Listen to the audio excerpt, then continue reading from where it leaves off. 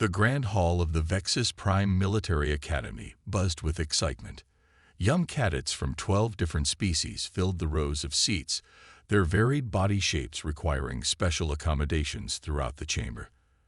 At the front, Dean Greg Martinez adjusted the speaking platform for the 10th time. "He's late," Martinez muttered to Jack Nelson, the only human instructor at the academy. Nelson checked his watch. Klazera was always one for dramatic entrances. Even 30 years after the war, some habits don't change. Martinez frowned. "Do you think this was a mistake? Asking him to speak about that?" Before Nelson could answer, the main doors slid open. The cadets fell silent as Commander Klazera entered, his gray-blue scaled skin bearing the distinctive battle scars that made him instantly recognizable. The 4 eyes that marked his Silurian heritage scanned the room slowly, pausing briefly on Jack Nelson. Cadet Trillock, seated in the front row, nudged his classmate with excitement. "That's him. The only Silurian battalion commander to face humans in ground combat and survive." "Quiet," hissed his friend. "Show respect." Klazera moved with deliberate slowness to the podium, each step heavy with purpose. His upper right arm was missing below the elbow, replaced with a simple mechanical prosthetic rather than the advanced biological replacements available to veterans. He had chosen to keep this reminder. "Commander, thank you for coming," Martinez said, extending his hand in the human greeting gesture that had become standard diplomatic protocol since the war. Klazera stared at the offered hand before reluctantly taking it. "I said no to this lecture 5 times, Dean Martinez. I hope you understand what you're asking." "Our cadets need to know the truth from someone who was there," Martinez replied, "especially now that the Joint Defense Force is recruiting." From the side of the stage, Lieutenant Susan Wright watched the exchange carefully. As Earth's official observer, she had pushed for this lecture series through diplomatic channels. Understanding past conflicts was essential to preventing future ones. Klazera spotted her and narrowed his primary eyes. Another human. How fitting. Nelson stepped forward. "This is Lieutenant Wright from Earth's diplomatic corps. She's here to ensure factual accuracy." "Facts." Klazera made a sound that might have been a laugh. "Facts are for history books. I'm here to tell them what it felt like to fight against your kind. That's not something your records capture." He turned abruptly and took position at the speaking platform. The room fell completely silent as he surveyed the young faces before him. So eager, so innocent, just as he had been before facing humanity in battle. "You want to hear about fighting humans," Klazera began, his translator rendering his words with perfect clarity. "You've read the tactical analyses. You've studied the battle maps. You think you understand what happened 30 years ago." He paused, looking directly at Trillock in the front row. "You understand nothing." Trillock's excitement faltered under that 4-eyed gaze. "I was not scheduled to speak about humans," Klazera continued. "In 30 years, I have never spoken publicly about what happened during the war. But your dean believes it will foster better relations between our species. Your human instructor thinks you deserve the truth." He gestured toward Susan Wright with his mechanical hand. "And Earth has sent an observer to make sure I tell that truth correctly." Martinez shifted uncomfortably at the growing tension. "Before I begin," Klazera said, "I want to make something clear. This is not a story of glory. This is not a tale of brave Silurian warriors. This is the account of the most terrible mistake our empire ever made." Trillock's expression fell further as Klazera's voice dropped to an intense whisper that somehow reached every corner of the hall. "This is the story of how we discovered that the universe had been keeping a terrible secret from us all along. And that secret was humanity." The room remained silent as Klazera touched a control panel on the podium.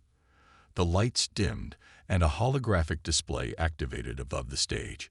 It showed a small blue-green planet, Earth as it appeared 35 years ago. "I was young then," Klazera said, his voice distant. "A rising officer in the greatest fleet in the galaxy. We had conquered or made allies of every species we encountered for 2,000 years. The image shifted to show a Xylorian battleship, massive and gleaming with technology far beyond human capabilities at that time. This was my first command, the Stellar Dominance. We were part of the exploration fleet that first detected radio signals from your solar system. Trelloc leaned forward in his seat, his earlier disappointment replaced by fascination. Our scientists were excited. Klazera continued. A new intelligent species. Our leaders saw new territory, new resources, new subjects. He glanced at Susan Wright. We never considered you equals. The hologram changed to show the first human spacecraft encountered by the Xylorians, crude by alien standards, but impressive for a species so young. Captain Alan Miller commanded this vessel. He greeted us with openness, with curiosity. He offered friendship. Klazera's 4 eyes blinked in sequence, a sign of deep emotion among his kind. Science officer Patricia Dawson was the first to learn our language. She warned her people about us, but they didn't listen. Jack Nelson shifted uncomfortably against the wall. This was not the sanitized history taught in most academies. High Admiral Sktar ordered the first attack. Klazera said flatly. A show of force, he called it. 1 human outpost on their moon. A simple demonstration of our power to ensure humans knew their place in the galactic order. The hologram showed the lunar base, and then its destruction. Several cadets gasped. We expected surrender, compliance. Klazera made that strange laughing sound again. We received neither. The display shifted to show human warships, hastily converted civilian vessels armed with primitive nuclear weapons. Miller survived our attack. He led the first counterattack. Klazera's mechanical hand clenched. We lost 3 warships that day. 3. To a species that had barely reached their own moon. Dean Martinez cleared his throat. Perhaps we should. You wanted truth. Klazera snapped. Here it is. The Galactic Council called an emergency session. They labeled humans as dangerous primitives to be contained. Our scientists studied your biology, your history. They reported back.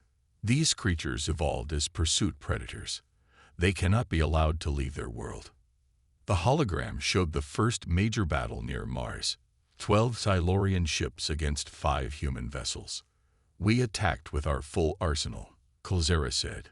Our beam weapons cut through 3 of their ships in minutes. Victory was certain. His voice dropped lower.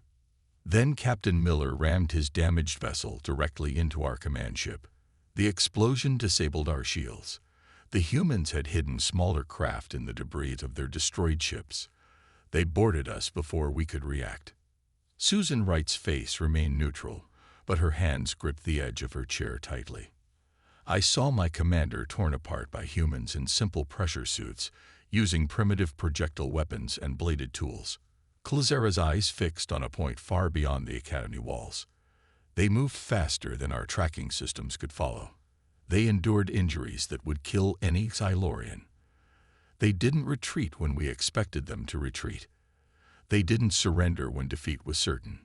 The hologram showed the aftermath, the once proud Xylorian fleet in retreat. That day, I learned the first terrible truth about humans, Klazera said, looking directly at the stunned cadets. They would rather die fighting than live kneeling. Trelloc swallowed hard.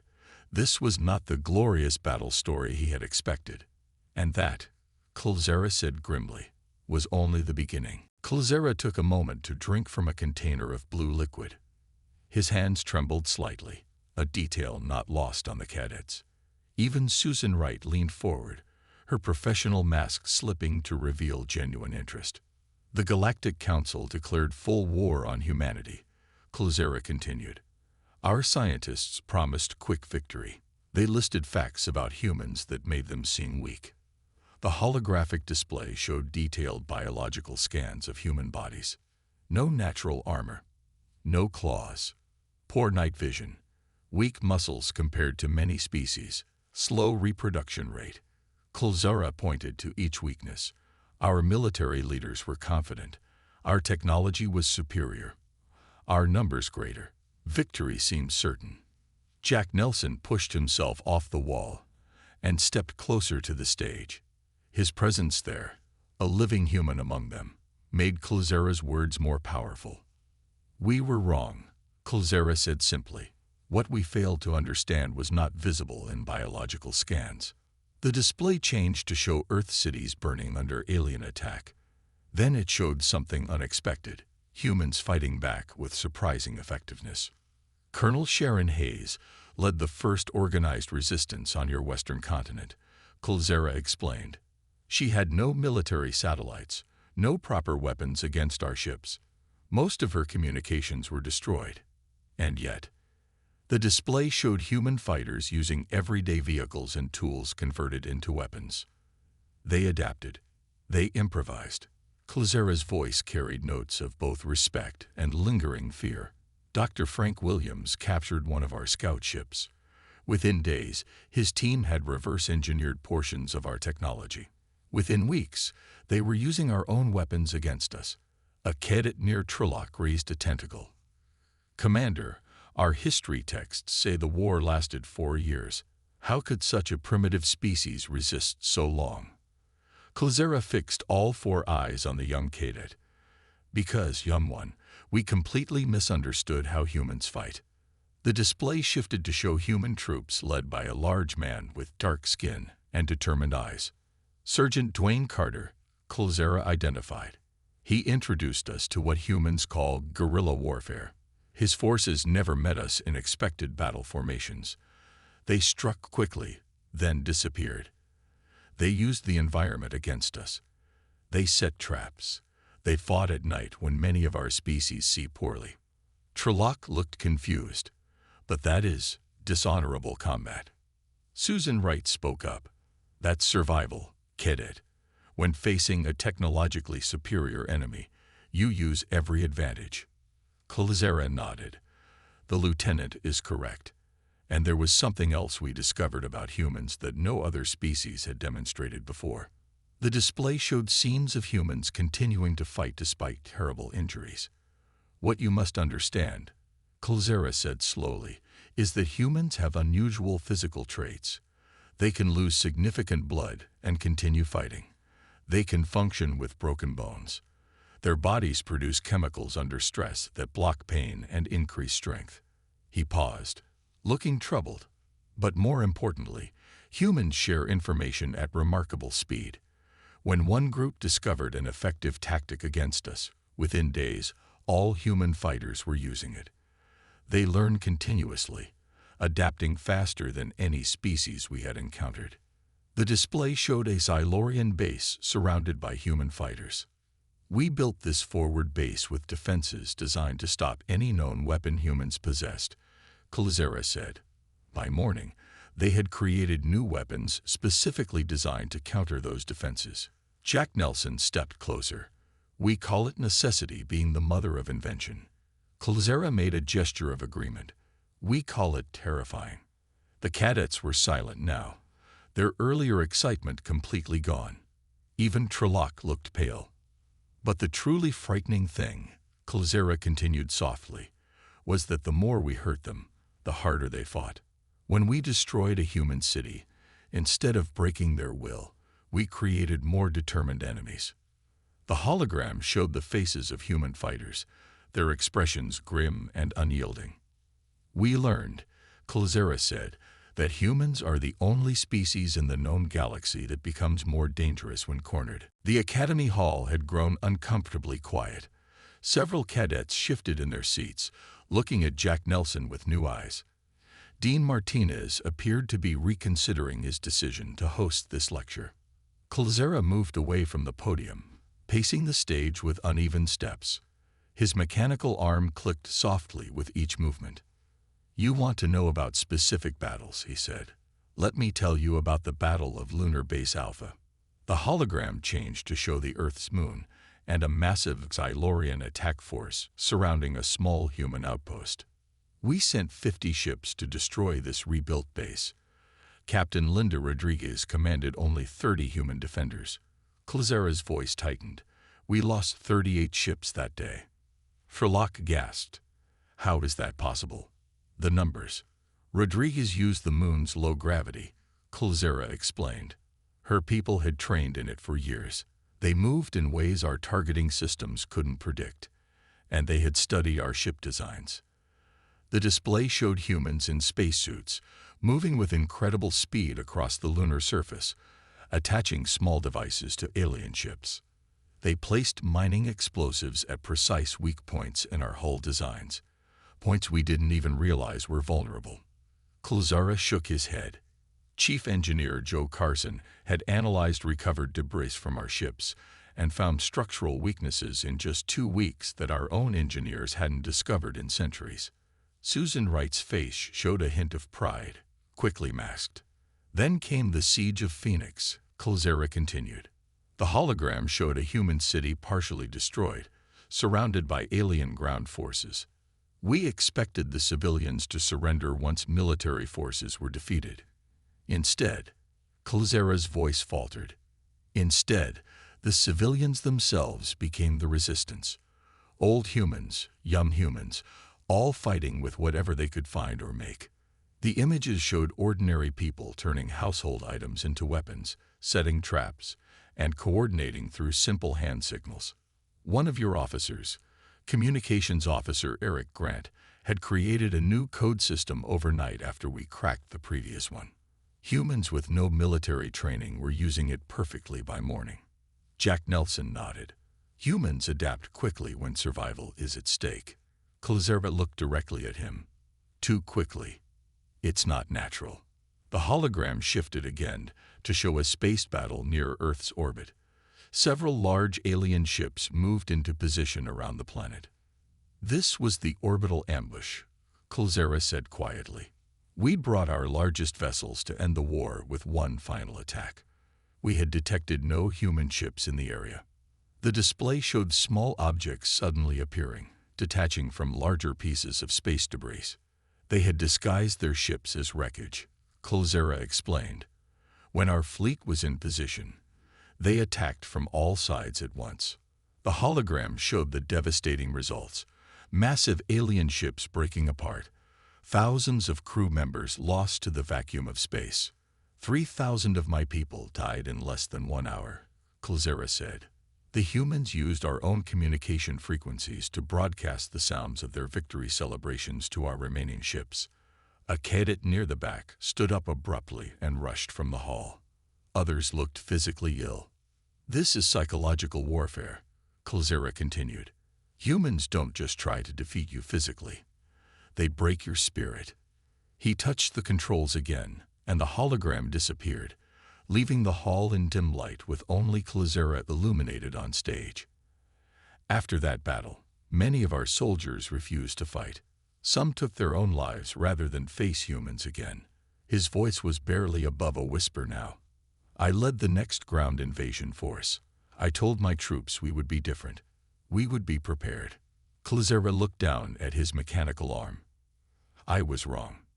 Susan Wright leaned forward. Commander, do you need a moment?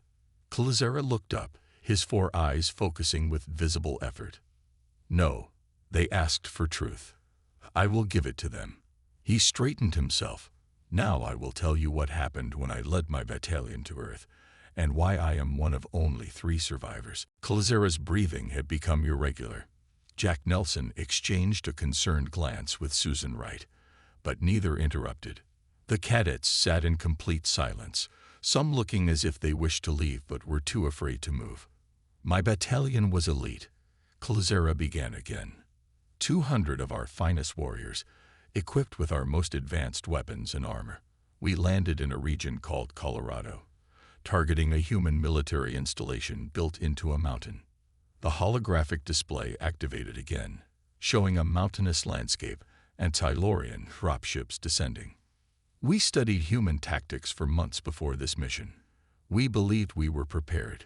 Klazera's upper left hand moved unconsciously to touch his missing right arm. We were not. The display showed the alien troops moving through forests in formation. The humans let us land unopposed. They let us advance 5 miles toward their base. We detected no movement, no heat signatures, no radio signals. Klazera's voice grew strained. We thought they had abandoned the area. We thought they had fled. Sherlock leaned forward, his earlier excitement now replaced with dread about what was coming. The first attack came from the trees, Clara said. Not from soldiers hiding in them, from the trees themselves. A hologram showed the forest floor suddenly collapsing under alien troops, revealing hidden pits with sharpened stakes. Trees fell, crushing soldiers. Camouflaged wires triggered explosives. The humans had turned the entire forest into a weapon, Clara explained. They had spent weeks preparing it. Every tree, every rock, was part of their trap. Dean Martinez stepped closer to the stage. Commander, perhaps we should. No, Clara said firmly. They need to hear this. He pointed to the cadets. They need to understand. The display showed the alien battalion in disarray, taking heavy losses before even seeing a single human. We lost 60 soldiers in the first 10 minutes, Clara continued. Then they began to pick off our officers, one by one. Perfect shots from distances our sensors couldn't detect. Major Steve Harrison led these snipers. I learned his name later. The hologram showed the remaining alien troops retreating to a defensible position, setting up energy shields. We established a perimeter, called for reinforcements. Clara's 4 eyes blinked rapidly. The humans jammed our signals. We were alone. Susan Wright offered Clara a glass of water, which he accepted with a nod. That night, they came for us, he said after drinking. Small teams, moving faster than our trackers could follow. They wore simple armor made from materials that blocked our thermal imaging. They used primitive projectile weapons instead of energy beams because they knew our shields were designed to stop energy, not physical objects. The display showed the chaotic battle, alien soldiers falling to human attackers who appeared and disappeared like ghosts. By dawn, I had only 40 soldiers left, Clara said. I was hit here. He pointed to his missing arm. And here. He touched his side. I ordered a final charge. I thought it better to die fighting than waiting for death. His voice dropped to a whisper. I woke up in a human medical facility. A human medic named Nancy Phillips was treating my wounds. I had been captured. Several cadets gasped. The hologram showed Clara as a prisoner, wounded and surrounded by humans in a military hospital. I expected torture, execution. Instead, they gave me medical care. Clara shook his head in lingering disbelief. The same humans who had just killed my entire battalion were now working to save my life. He looked at Jack Nelson. A guard named Kevin Mitchell brought me water each day. He showed me images of his family. He told me he hoped the war would end soon, so he could go home to them. Clara's voice broke. I did not understand. How could these creatures be so brutal in battle, yet so gentle afterward? How could they switch between such extremes? It made no sense. Sherlock raised his hand hesitantly. Commander, what happened to the other Xylorians who were captured with you? Clara looked directly at the young cadet. There were none. I was the only survivor of my battalion. The silence in the hall was heavy. Even Dean Martinez seemed unable to speak. Sherlock stared at his hands, trying to process what he had heard. Clara took a deep breath before continuing. 3 months after my capture, the Galactic Council called an emergency meeting, he said. The holographic display showed the Grand Council chamber filled with representatives from 12 species. Supreme Counselor Verkaz presented the war statistics. They were disturbing. The display showed charts and numbers, losses on both sides. In 4 years of war, we had lost 40% of our fleet, Clara explained. Humans had lost 60% of their military forces and several major cities, but their production of weapons and ships was increasing, not decreasing. They were adapting our technology faster than we could develop new weapons. Jack Nelson nodded. Desperation drives innovation. The council voted. Clara continued. For the first time in our 2,000-year history, the Silurian Empire would offer peace terms before achieving victory. Several cadets whispered among themselves, clearly shocked. In their history lessons, this part had been described differently. Ambassador Richard Klein led the human negotiation team, Kulzera said as the hologram showed a tall human with gray hair standing before the Galactic Council. With him was interpreter Mary Jackson, who had mastered our language in just 1 year. Susan Wright stepped forward. Ambassador Klein was my grandfather, she said quietly. He believed peace was possible from the beginning. Kulzera looked at her with new understanding. He was a wise man. He did not demand what humans could have taken. What do you mean? Trelloc asked. The humans were winning, Kulzera stated plainly. Our military analysts predicted total defeat within another year, yet Klein did not demand surrender. He asked for peace, equal standing, mutual respect. The display showed the historic signing of the peace treaty. The terms shocked the Galactic Council, Kulzera explained. Humans wanted cultural exchange programs. They wanted to learn about our technology, but also offered to share their own innovations. They wanted trade, not tribute. Dean Martinez finally found his voice. This was the beginning of the Galactic Union as we know it today. Yes, Kulzera agreed. A union of equals, not an empire with subjects. A hologram shifted to show the first joint human-alien projects that followed the peace treaty. Shared medical research, environmental restoration on damaged worlds, cultural exchanges. I was still a prisoner when the treaty was signed, Kulzera said. Guard Mitchell came to my cell with the news. He was smiling. He told me I would be going home. Jack Nelson stepped closer to the stage. What happened next, Commander? I asked him why humans would let us go after what we had done, why they would trust us again. Kulzera's voice softened. He said something I will never forget. He said, holding on to hate is too heavy a burden to carry into the future. Several cadets looked at each other, puzzled by this concept. Before I left Earth, I met Captain Linda Rodriguez, the defender of Lunar Base Alpha. I met Dr. Frank Williams, who had reverse-engineered our technology. I even met Major Steve Harrison, whose snipers had killed so many of my officers. Kulzera paused. They did not gloat. They did not threaten. They spoke of hoping our peoples would never fight again. The hologram showed the first Silurian Human Cultural Center being opened on a neutral world. This is what humans call magnanimity, Kulzera explained. Victory without vengeance. It was as shocking to us as their ferocity in battle. Susan Wright smiled slightly. My grandfather always said that how you end a war matters more than how you fight it. He was right, Kulzera said. And that is perhaps the most important lesson of all.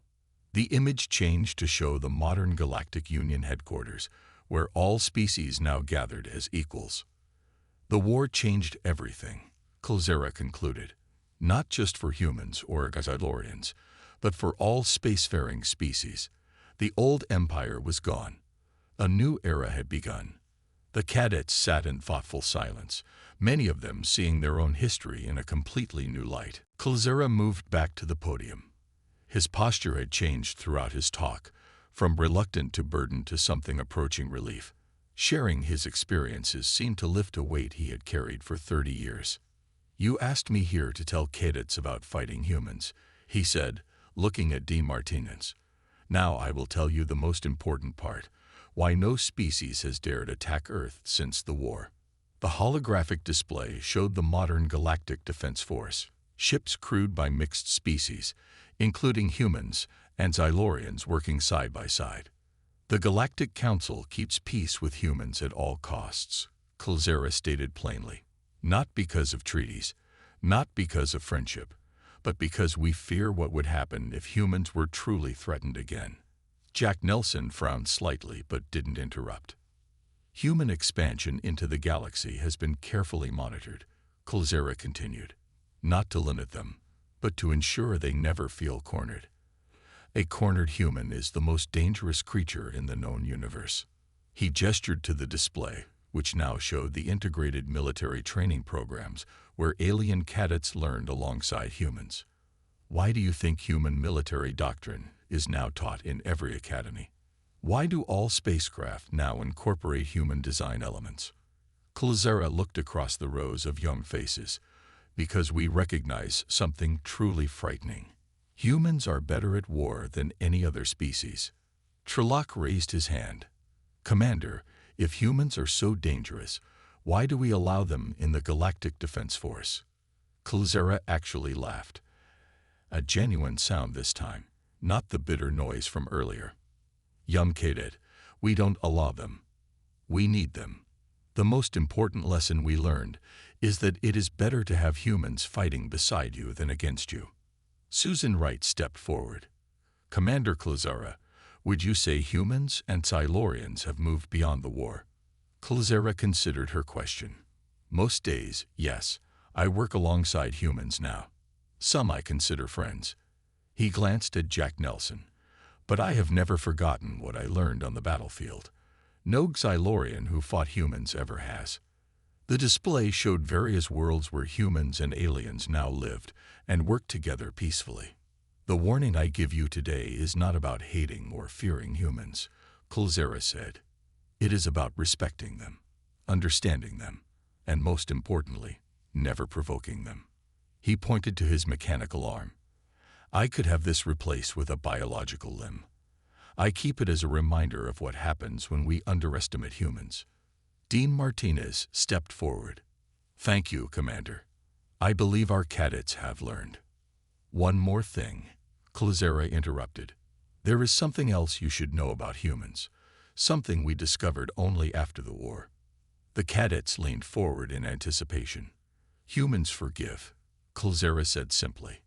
Not always, not easily, but they can forgive even the worst offenses. This capacity is as alien to many of us as their ability to fight. The display showed the Earth War Memorial, where the names of fallen soldiers from all species were honored equally. Every year, I visit Earth for their memorial ceremony, Klazera said. I stand with the families of humans who died fighting my people. They do not hate me. Many welcome me. I still do not fully understand this. Jack Nelson finally joined Klazera at the podium. It's because we recognize that war makes victims of us all, Commander. Klazera nodded slowly. Perhaps that is the final lesson for these cadets. The truth about fighting humans is not just about their ferocity or ingenuity. It's about their complexity. They can be your worst enemy or your strongest ally. Sometimes they can be both in a single lifetime. Trelloc stood up. Commander, after what you've told us, I'm not sure I want to pursue combat training anymore. Klazera looked at the young cadet with all four eyes. Good. Perhaps you will consider diplomatic service instead. Preventing wars with humans is far wiser than fighting them. As the lecture ended, cadets approached the stage with questions. Susan Wright and Jack Nelson stood beside Klazera, the three of them representing the new era that had emerged from the ashes of war. Later, as the hall emptied, Klazera and Jack Nelson stood at the observation window, looking at the stars. Do you think they understood? Klazera asked.